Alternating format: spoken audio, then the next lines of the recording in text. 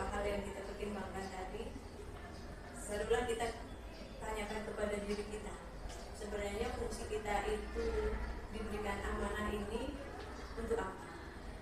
Untuk apa?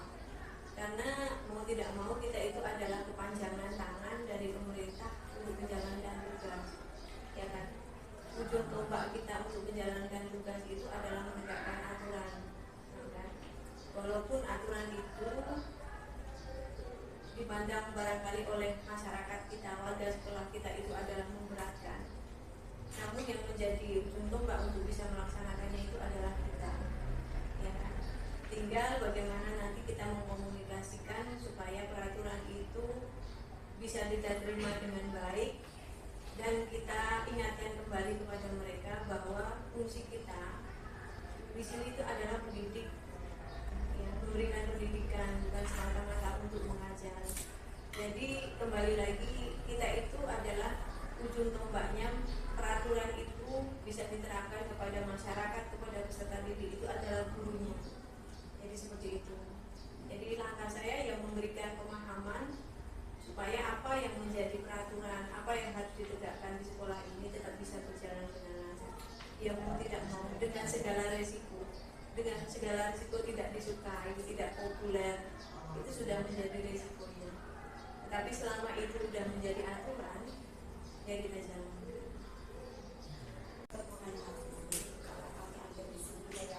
Prinsip keadilan.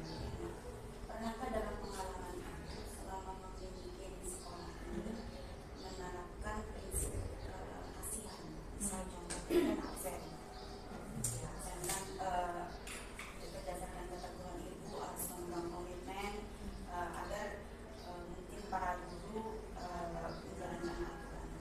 Tapi pernahkah misal ibu menerapkan prinsip tadi keadilan lawan kasihan? Jadi mungkin ibu pernah mengampuni bahwa walaupun sudah terlambat, akhirnya muncul sisi-sisi kasihan tadi berdasarkan pengalaman. Misalnya itu saya tangkap itu yang misalnya kan kayak dulu kan punya sendiri, jadi menuntut untuk absen jam 7 misalnya kan, apalagi yang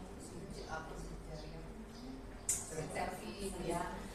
Jadi tiba-tiba guru ibu ini ada yang lain sakit, mengharuskan dia harus terlambat misalnya, dan terlambatnya itu pun di luar toleransi, maksudnya ibu sudah mengatakan toleransinya misalnya 4 kali ya, 4 kali terlambat, 4 kali tidak absen misalnya, dengan catatan alasannya jelas. Nah tiba-tiba dilihat di alasan yang kelima anaknya sakit gitu. Itu kan dilema begitu ya, apakah guru ini mau tidak diapakan keadilan misalkan atau itu toleransi lagi misalnya, itu dilema begitu kan. Misal ada kasus ya, contoh kasus gitu kan. Sebenarnya kita itu kan welas asih itu bukan hanya kepada siswa ya, welas asih kepada guru itu juga perlu.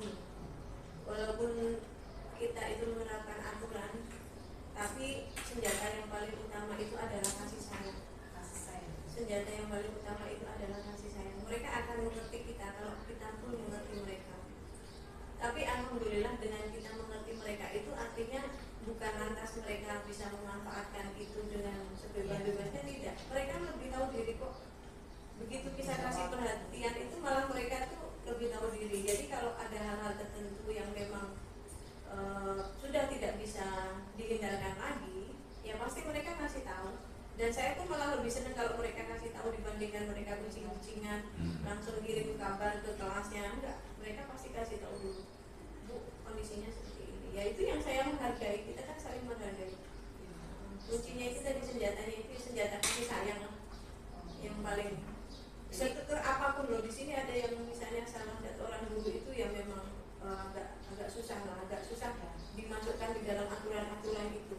Tapi semakin kita pasti ada, tapi semakin kita berikan perhatian, kita lihat kelebihan dia itu kalau misalnya untuk pelatihan persiapan lomba sampai malam kadang nggak pulang pun dia mau, gitu kan. Tapi untuk hal-hal tertentu dia untuk datang pagi itu nggak kesusahan. Tapi ya itu tadi kita lihat hal-hal baiknya, apa yang kita bisa dukung untuk dia lebih maju lagi. lagi kayak gitu. Akhirnya dia tuh juga ikut. Ini kan tadi kan menurut Ibu kalau kita pegang kasih sayang akhirnya dengan melihat apa namanya Bu, kompetensi guru akhirnya kesadaran muncul. Apakah yang Ibu terapkan ini efektif untuk semua guru atau hanya mungkin guru-guru tertentu saja?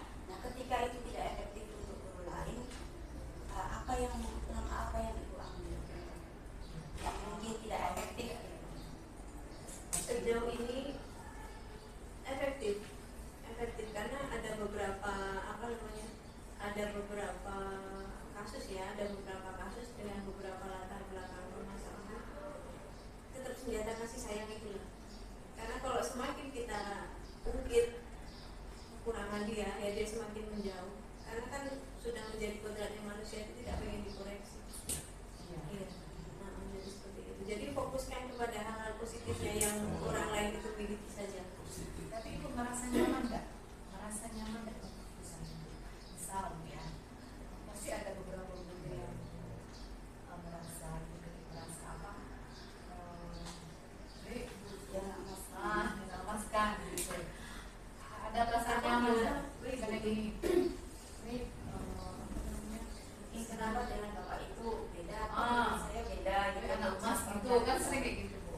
Ada Beda perlakuan. Nah, apa yang merasa nyaman dengan komentar-komentar guru yang lain misalnya, dengan Ibu mengambil keputusan seperti itu, kan ini kan Ibu menerapkan aturan nih.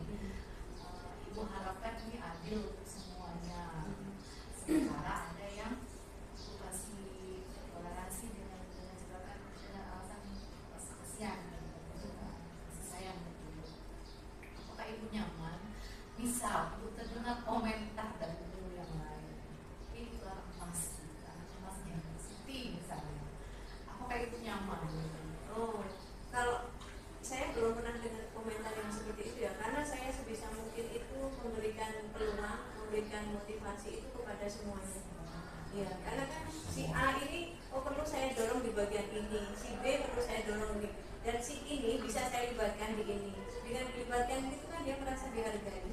Kecuali kalau saya nyuruh si itu terus, kemanapun saya libatkan si itu terus, kemudian saya ke Jakarta saya ngajak si itu terus, ya kan? Enggak. Jadi sampai seorang yang paling judes, paling banyak komentar, paling nggak nyaman di jurnal itu pun saya ajak ke Jakarta. Ya karena memang profesionalisnya Ini pasti potensi, jadi potensinya dia di situ. Berarti profesional dan Profesional. proporsional. Dan proporsional. Jadi kalau perlu saya temenin apa namanya itu sampai orang yang nggak berkawan dengan orang lain kayak gitu kan ya saya temenin pada saat dia terjun di situ ya saya temenin kayak gitu. Jadi merasa didampingi, kita itu ada untuk mereka. Jadi merasa dia dilibatkan itu merasa didampingi, dilibatkan saja.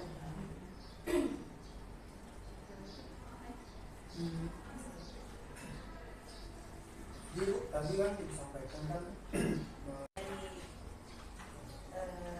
terakhir Ibu ya, dari sekian banyak pengalaman Ibu dulu sebelum jadi mungkin dulu jadi guru, kemudian wakaf sampai sekarang jadi kepala sekolah. Nah, kira-kira Bu, pembelajaran apa yang Ibu bisa ambil dari pengalaman-pengalaman Ibu tadi pada saat mengambil keputusan?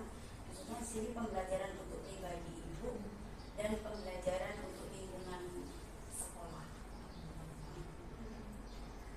Nggak banyak, tapi memanusiakan manusia. Prinsipnya itu memanusiakan manusia. Kita memperlakukan orang itu sebagaimana kita ingin diperlakukan. Kembali lagi ke kasih sayang. saya masih ingatkan manusia. Memanusiakan manusia. Terima kasih. Sedih jawabannya. Mungkin pengalaman Ibu dalam pribadi mungkin yang dulunya gimana, sekarang Perbedaannya kali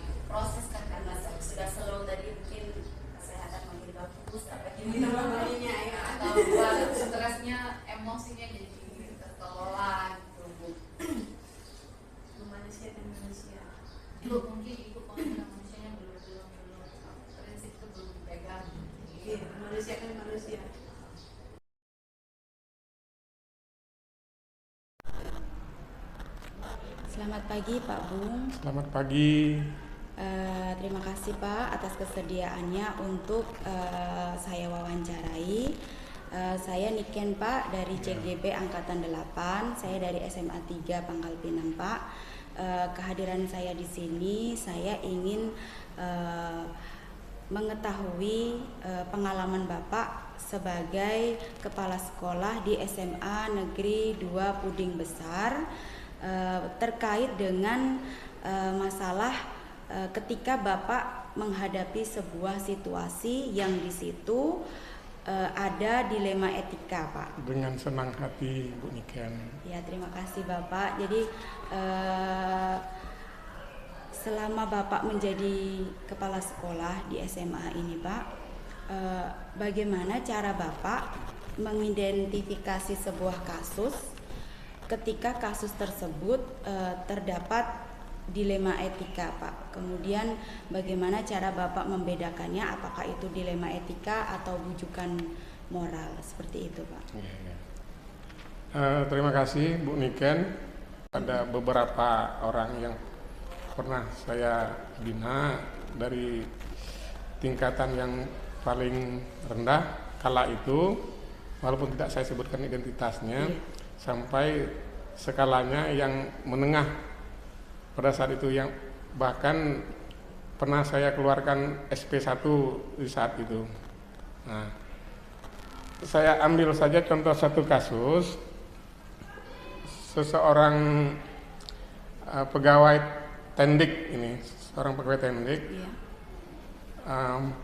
Posisi beliau itu memang dalam kondisi sakit, ya, kondisi sakit dalam arti kata betul-betul sakit, karena sejak beliau itu dimutasikan ke SMA Negeri 2 Puding Besar itu, justru itulah alasannya beliau itu dimutasikan ke SMA 2 itu karena alasan sakit. Nah, dengan pertimbangan jarak tempuh antara rumah dengan tempat bekerja itu menjadi dekat. Nah, dengan harapan pemerintah provinsi pada saat itu, dengan harapan mungkin dia mendapatkan situasi yang mungkin akan secara psikologis yang akan membantu proses penyembuhannya secara fisik ataupun secara kesehatannya. Di kala itu kita kan masuk kerja ini kan jam 7 tuh, walaupun kita di kabupaten, masuknya tetap jam 7, ya, pulangnya jam setengah 4. Nah, yang jadi kendala beliau itu setiap hari beliau itu tidak pernah masuk itu jam 7. Nah, jam 10 baru datang ke sekolah. Waktu awal-awalnya saya jadi dilema juga kan, walau bagaimanapun kita kan tetap patuh dengan aturan nih, apalagi dia seorang ASN. Nah, saya mau bertindak untuk menegakkan aturan, walaupun itu menurut saya itu butuh pembinaan, tapi di satu sisi bagaimana saya itu mengatasinya karena beliau itu dalam kondisi sakit. Dalam waktu yang bersamaan saya langsung konsultasi dengan Capdin 2 kala itu. Ini Pak ya, langkah yang Bapak ambil untuk ya, Bapak tadi ya. Langkah yang saya ambil itu sebelum saya memberi tindakan, saya konsultasi dulu ke Capdin karena masalah pelanggaran ketertiban untuk sebagai PNS masuk ke kantor itu ada yang dilanggar, itu kan saya ini mau mengambil tindakan. Jadi langkah yang saya ambil itu adalah berkonsultasi dengan Capdin, langkah pertama yang saya ambil. Nah, terus saya itu ingin menegurnya secara tertulis langkah yang akan saya ambil yang bersangkutan berikutnya. Karena kan arti pembinaan saya itu yang saya ceritakan tadi itu bukan sekali, dalam waktu tempo yang berbulan-bulan gitu. Temponya berbulan-bulan. Nah, tiba saatnya saya itu ingin akan mengambil tindakan tertulis tadi. Nah, jadi diawali dengan konsultasi dengan Capdin. Nah, setelah itu Bapak jadi setelah ada persetujuan dari Kacapdinnya. Nah, langkah saya ambil itu adalah, saya ingat pada saat itu kalau tidak salah tahunnya itu tahun 2020 2021 kalau tidak salah. Akhir-akhir nih berarti, Iya, belum terlalu lama. belum ya. Tahun 2021 saya bikin surat peringatan tertulis SP tingkatan 1, SP1 seperti Iya, kan. iya. Karena masalah yang beliau ini sudah sampai ke pengawas, sudah sampai ke Capdin itu pihak Luar sekolah Pak ya. pihak atasan kita, dalam hal Iya. itu Capdin 2. Jadi saya hanya minta memperkuat supaya tindakan saya itu artinya memang betul-betul diketahui oleh Capdin. Baik Pak, setelah Bapak tadi memberikan SP tadi Pak ya, surat peringatan kepada yang bersangkutan tadi, kira-kira cara itu efektif tidak Pak? Nah, terima kasih. Nah, setelah surat itu saya keluarkan, saya tanda tangani, saya kirimkan ke Capdin 1, tembusannya ke Dinas Pendidikan Provinsi Kepulauan Bangka Belitung pada saat itu, bahwa peristiwanya memang betul seperti ini, gitu kan. Setelah surat itu keluar, yang bersangkutan ya sepertinya agak agak keberatan seperti itu, tapi memang saya jelaskan lagi bahwa kan faktanya Anda kan seperti ini kondisinya. Jadi kalau hanya pembinaan lisan saya sudah, ini tanggal buku pembinaannya ada, tanggal, bulan, tahunnya sudah ada, maka saya harus melakukan kewenangan saya bilang kan. Nah, dengan keluarnya surat SP1 itu, inilah bukti tertulis pembinaan saya atasan sebagai terhadap saudara bawahan saya, kan? Bulan pertama, bulan kedua mulai ada perubahan, jadi mulai datang walaupun tidak tepat waktu, tapi mulai ini Pak. Iya, karena kita masuk jam 7, tadi kan jam 10 tuh. Nah, kira-kira Pak, ada nggak tantangan dalam Bapak mengambil keputusan Pak? Tantangan yang saya temui terhadap yang bersangkutan tadi, walaupun dia sudah mulai berubah kan, nah dan berobatnya pun sudah secara medis itu sudah mana-mana, secara non medisnya pun sudah mana-mana, ya. Nah, yang bersangkutan itu drop lagi seiring berjalannya waktu. Jadi kesehatannya itu tidak kunjung membaik. Iya. Seiring perjalanan waktu itu. Nah, yang bersangkutan itu kesehatannya drop lagi. Ya. Nah, jadi dilema bagi saya nih. Benar, Bapak, dilema antara keadilan atau kasihan tadi Pak. Betul. Ya. Kemudian Pak, tantangannya mungkin itu tadi ya. Bersangkutan ke drop. Iya. Nah, di situ saya tidak, rasa kemanusiaan saya itu mendahului, tidak saya keluarkan SP2. Walaupun dilema itu bagi saya. Iya, benar. Jadi tantangannya berasal dari dalam Bapak sendiri. Dari dalam, ya? jadi sisi kemanusiaan saya itu mengalahkan Iya. aturan akhirnya. Ya, tidak bisa tidak, itu akan kita tempuh dalam perjalanan karir kita mimpin di suatu tempat seperti itu. Tidak bisa kita harus saklek dengan aturan itu. Pada akhirnya kita menemui fakta, aturan itu akan dikalahkan oleh situasi. Baik, dari sekian banyak kasus yang sudah Bapak ceritakan tadi Pak,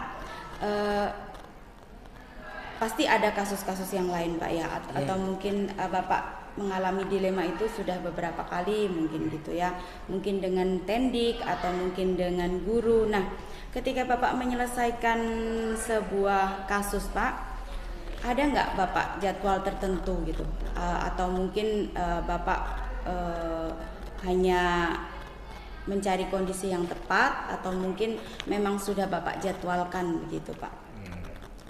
Terima kasih. Sebetulnya secara tertulis pembinaan untuk hal-hal penting itu tidak saya jadwalkan khusus, hanya saya sering menggunakan waktu habis upacara hari Senin. Guru sama pegawai saya kumpulkan di ruangan rapat, saya menggunakan waktu ya sekitar kurang dari 30 menit. Nah, di situ saya akan membahas satu persoalan yang memang urgent yang harus saya bahas di hari Senin pagi, berarti habis upacara kan.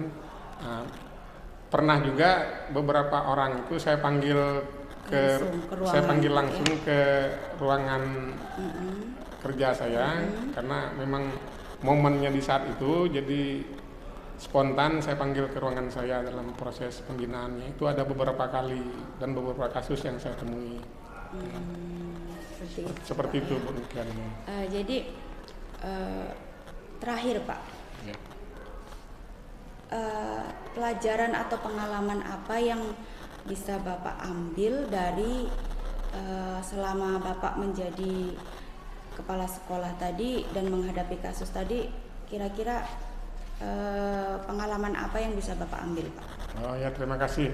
Kalau yang namanya Ibu nanya pengalaman apa Pak yang Bapak ambil, wah sangat berharga sekali, artinya dari pengalaman yang saya temui selama sebagai kepala sekolah di SMA Negeri 2 Puding Besar itu. Yang penting hubungan kita dengan guru, dengan pegawai. Saya lebih memposisikan saya itu dalam tanda kutip itu tidak sebagai pemimpin. Saya lebih memposisikan saya itu sebagai orang tua. Jadi pengalaman saya itu, saya lebih memposisikan orang tua dengan anak. Memang kebetulan beda usia saya dengan usia guru dan pegawai saya itu kategorinya memang anak dan bapak. Jadi saya pun artinya mudah berkomunikasi. Mereka pun artinya dari pengalaman itu tidak canggung dia berbicara dengan saya, dengan tidak mengurangi mereka itu rasa hormatnya kepada saya sebagai pemimpin. Tetap. Terima kasih Pak atas waktunya. Sekian dari pertanyaan saya. Semoga dari apa yang sudah kita bicarakan tadi bisa saya ambil sisi positifnya Pak. Kemudian semoga Bapak selalu sehat. Amin.